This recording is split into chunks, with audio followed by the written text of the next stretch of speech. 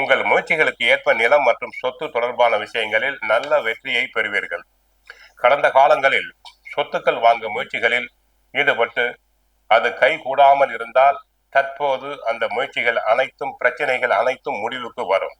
மேலும் குடும்பத்தில் நிலவி வந்த சொத்து பிரச்சனைகள் தீரும். பங்காளிகளுக்குள் இருந்த பிரச்சனைகள் அனைத்தும் தீரும். ஜூன் 2 குடும்பத்தை பொறுத்தவரை குருவினால் சிறப்படைவீர். தற்சமயம் மகர ராசினருக்கு 2 ராகு 8 கேது. குரு பகவான் 6 இருக்கிறார். சனி பகவான் 7 சனி முடிந்து விட்டது. 3ஆம் இடம் தைரியஸ்தானம் முயற்சி ஸ்தானத்தில் இருக்கிறார்.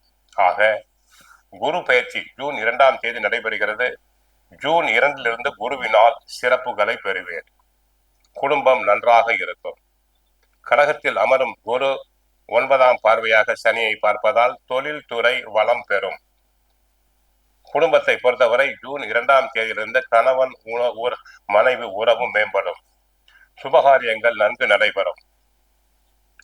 பெண்களுக்கு குழந்தை பாக்கியம் இல்லையே என்று கவலைப்பட்டவர்களுக்கு நல்ல விதமாக குழந்தை பாக்கியம் உண்டாகும். ஆரோக்கியத்தை பொறுத்தவரை சிறு சிறு உபாதைகள் உண்டாகலாம். கவனமாக இருத்தல் வேண்டும். சிலருக்கு ஸ்கின் தோல் சம்பந்தமான நோய்கள் வரலாம். ஆக உடல் நலனில் கவனம் தேவை.